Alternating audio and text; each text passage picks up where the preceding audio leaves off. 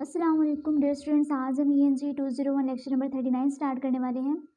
जिसमें हम बात करेंगे लैंग्वेज रिव्यू और पंक्चुएशंस के बारे में, यानी कि इसमें हमारे पास आउटलाइन में आ जाएगा कोलोन्स क्या होते हैं, सेमीकोलॉन्स क्या होते हैं, क्वेश्चन मार्क्स को कहाँ यूज़ करना चाहिए, एक्सक्लेमेशन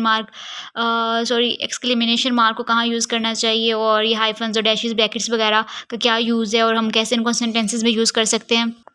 लेक्चर स्टार्ट करने से पहले सबसे इम्पोर्टेंट बात कि अगर आप हमारे चैनल पर नए हैं तो काइंडली हमारे चैनल को सब्सक्राइब कीजिए और साथ ही साथ बेल आइकन के बटन को प्रेस कीजिए ताकि हमारी आने वाली हर नई वीडियो आपके पास सबसे पहले पहुंच सके।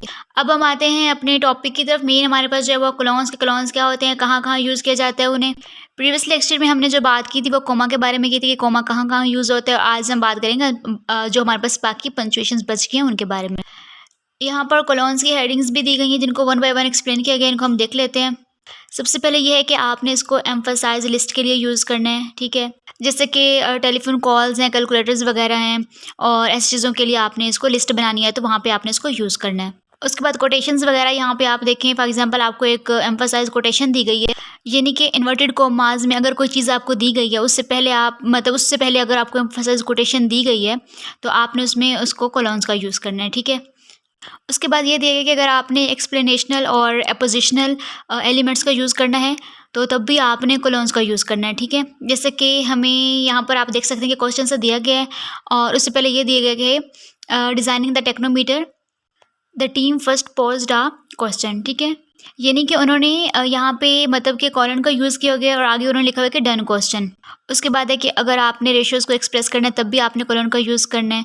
यहाँ पे देखिए आपने रेशियोज़ एक्सप्रेस की हुई हैं 3:1, उनके दौरान कॉलन का यूज़ है, ठीक है। रेशियो को आपने कॉलन से शो किया हुआ है, ठीक है। उसके बाद है कि अगर आपने यूनिट ऑफ टाइम को सेपरेट करना हो तो उसके लिए भी आपने कॉलन का यूज़ करना है। जैसे कि लिखा हुआ है 7:05 है, उसमें देखो दरम्यान में कॉलन का यूज़ किया हुआ है, आगे सेमी कॉलन, ठीक है।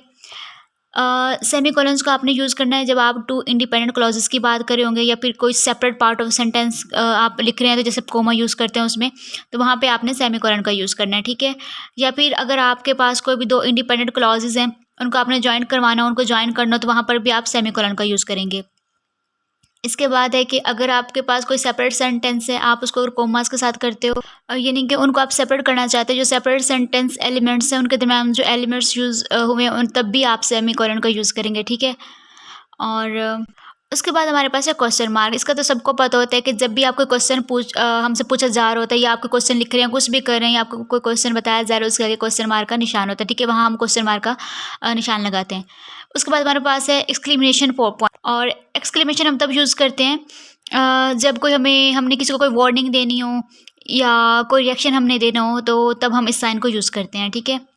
उसके बाद एपोस्ट्रोफी को हम कहाँ कहाँ यूज़ करते हैं कि अगर हमने कोई पॉजेसिव केस शो करना हो, किसी की मलकियत को शो करना हो, फॉर एग्जांपल अलीज़ हाउस, यानी कि अलीज़ के बाद ऐसे लगा उसके दरमियान में एपोस्ट्रोफी का साइन लगा होगा, ठीक है। यानी कि अलीज़ हाउस, अली का हाउस, तो उसकी मलकियत शो की जा रही है तो वहाँ पे हम ये यूज़ करेंगे, ठीक है।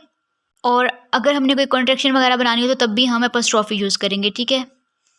वो कैसे है, जैसे इट्स रेनिंग। अब इट्स क्या है, यानी कि ITS इट्स, हम मतलब देखते हैं कि हम अक्सर सिंबल यूज़ करते हैं एपोस्ट्रोफी का उसके दरमियान। और अगर हम शी इज़ लिखें, जैसे SHE शी, IS इज़, अगर हम इसको वैसे शीज़ लिखें तो उसमें हम एपोस्ट्रोफी लगा देते हैं, ठीक है। उसके बाद है कोटेशन मार्क्स, यानी कि जब हम अपने दो सेंटेंस लिखते हैं तो उसके साइड में हम कोटेशन मार्क लगाते हैं, ठीक है। अगर हमने किसी आर्टिकल के नेम को हाईलाइट करके दिखाना हो तो उसके साइड्स पे हम कोटेशन मार्क लगा देते हैं, ठीक है। अगर किसी ने कुछ कहा है, उसकी वर्डिंग को शो करवाना चाहते हैं, किसी खास पर्सनैलिटी की वर्डिंग है उसको हम कोट करना चाहते हैं तो उसको हम डबल लाइन्स लगा देते हैं, ठीक है। कोटेशन फॉर्म में उसको लिख देते हैं। हाइफन कहाँ पे यूज़ होते हैं, ये कंपाउंड नाउन में यूज़ होते हैं, ठीक है। कंपाउंड मॉडिफायर्स में यूज़ होता है, स्पेल्ड आउट नंबर्स में यूज़ होता है, ठीक है। वर्ड्स को डेवलप करने के लिए यूज़ होता है, ठीक है। दो लेटर्स के दरमियान अगर आपने गैप को मतलब कि टू एक्सप्रेस, ठीक है, यानी कि उनको रेफरेंस देने के लिए उनके दरमियान में यूज़ होता है, ठीक है। उसके बाद हमारे पास ये है कि मेन चीज़ सफिक्स प्रीफिक्स लेटर्स के साथ भी ये यूज़ होता है।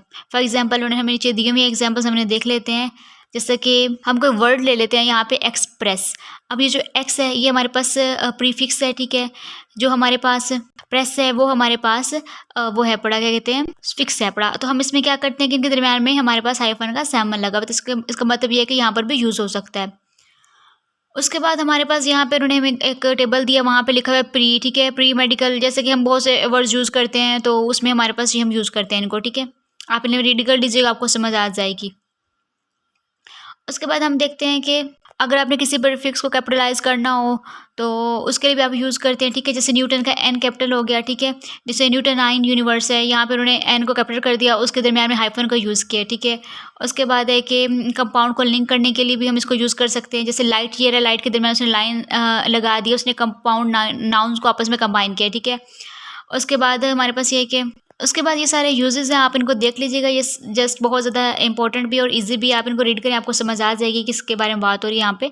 और उसके बाद आप इन्हें जैसे कि लिखा हुआ है टू स्टैंड फॉर, टू और throw between letters and numbers, numbers और लेटर्स के दरमियान भी इनको यूज़ कर सकते हैं, ठीक है?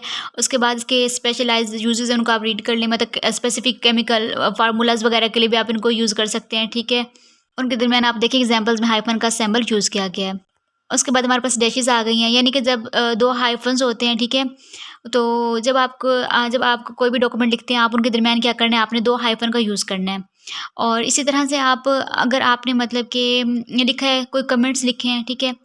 और जैसे कि यहाँ पर है कि we have made these comments with specific reference to water only. अब इसके दरमियान में देखो 2 हाइफन्स यूज़ हुए हैं और उसके बाद अगेन आगे उन्होंने किया है कि ऑल प्योर के से पहले भी उन्होंने 2 डैशेज़ को यूज़ किया है, ठीक है? उसके बाद अब पैरेंथेसिस में आपने क्या करते हैं, अगर आपने कोई इन्फॉर्मेशन देनी है, कोई इंपॉर्टेंट इन्फॉर्मेशन देनी है, फॉर एग्जाम्पल हमने एक सेंटेंस लिखा है, यहाँ पे हम इस सेंटेंस के बारे में कुछ और भी बताना चाहते हैं, तो हम क्या करेंगे, ब्रैकेट लगा के उसके अंदर हम उसके बारे में और भी बता देंगे। कुछ एक्स्ट्रा बताना, कोई एक्स्ट्रा डिटेल देनी हो, तो हम उसमें पैरेंथेसिस का यूज़ करते हैं, ब्रैकेट्स का भी यूज़ करते हैं। और तब करते हैं जब हमने कुछ कमेंट्स पास करने होते हैं, कुछ करेक्ट करना हो या कोई न्यू चीज़ ऐड करनी हो, तो वहाँ पर भी हम ब्रैकेट्स का यूज़ करते हैं, ठीक है?